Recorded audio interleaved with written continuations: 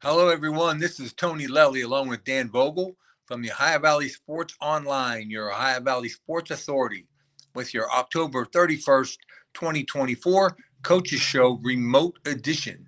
Today, we are speaking with Mike Flannery, head football coach of the River Pilots. The Pilots football team out of Hannibal, Ohio, with a record of 4-6, will travel to Steubenville's Harding Stadium Saturday night to take on the 7-3 Catholic Central Crusaders in the first round of the Ohio Division 7 Region 27 playoffs. Saturday's game will be streamed live right here on OhioValleySportsOnline.com. You can also watch it on our Facebook and YouTube channels. Coach Flannery, we are really happy to have you spend some time with us today. So, Coach, 22 years at your alma mater, and this is your 13th opportunity for the postseason. Congratulations to you. Thanks, Tony. You're breaking up a little bit. So we are in Royal Hannibal, Ohio here. So okay, I got you're you, fading in and out. All right, Coach. You were hit pretty hard to graduation this year. You got a very young team. Is that correct? That would be correct. We lost 12 seniors last year. Out of the 12, 10 were starters. Not making excuses. We lost our quarterback in game 2 of this year. Oh, can you hear me, Tony? I can hear you very well, Coach. Okay, yeah. I thought I was breaking up. No, we lost our playmaker Peyton Blue in game 2 against Martins Ferry, and our playbook surely shrunk up when Peyton left the field with a broken leg and messed up ankle. Actually, he played the other night a little bit against Frontier. He kept saying all year that he's going to come back, and it's the quickest recovery, although he's playing a little hurt. But we certainly have a strong relationship with Peyton. He's one of our senior leaders, and he was sidelined, but he still showed up every day at practice supporting his family. Well, very good, Coach. So from a team development perspective, coming into this season, what did you see that your biggest need was going to be?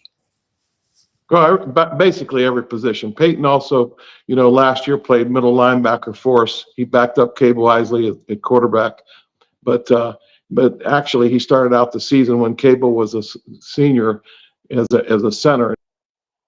He got hurt in a barn and missed the last 5 games of the season, including the playoffs. And we were going to build a team around him and Lucas Dennis, and he's one of the top playmakers in the valley here. He's got over 1,900 all-purpose yards. So Lucas was going to be our guy, and he really got handed the whole playbook once Peyton got hurt. And a kid by the name of Parker Bennett stepped up and played linebacker for us, is still playing linebacker, and was one of the starters that started on that team last year, full of seniors. Very good. Wow, that's pretty incredible. So, Coach, I just wanted to, I'm a retired football coach, and I'm a big believer in leveraging adversity to help improve the team. Does anything in this season stand out where you had to persevere? Like in one of those extreme emotional events, which helped your staff grow. We opened up a season with adversity. We were challenged in the first 3 games. We opened up with Colonel Crawford, who's in Region 6, playing Monroe Central, who's 9-1, and that's going to be a game Friday night, and then followed by Ferry. So we opened up with those 3 teams in Division 7, and we got down a little bit, but we were able to fight back against Magnolia. Was our first win this year, and then unfortunately we had to play Barnesville in game 5. And you get a nice high by beating Magnolia and knowing that you got to face probably one of the better teams in the valley, and it's the best Barnesville team I've seen Matt have out there, and they do a great job. So as far as adversity, we kind of, as a coaching staff, knew what we were going to have to fight up against, and so we had a lot of hurdles to cross and jump over, and so our kids answer the call. It just, we have a group of I guess the best way to describe them as introverts. They're not vocal guys, and they're great kids, and we don't have to worry what they're doing on Friday and Saturday night after the game. But as far as stepping up, being team leaders, they're all collectively doing that as a group more than individuals. Wow.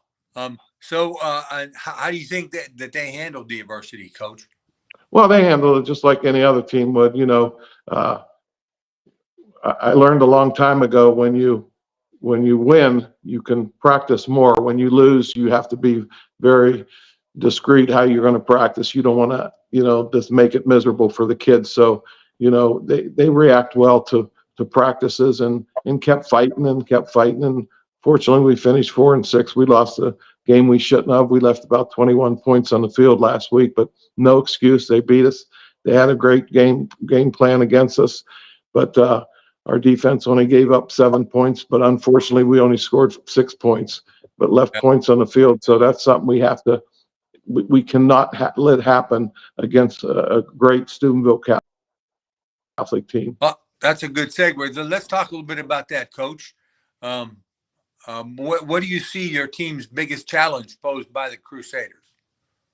Well, Steubenville Catholic, has always had a reputation as hard-nosed, blue-collar guys, and which we like to say that we are too. We're not much of a finesse team, and they're going to line up and use their talented backfield and athleticism along with some very big linemen. And to name them all would be a discredit to those kids, because I think it's probably one of the better lines we'll face all year offensively and defensively.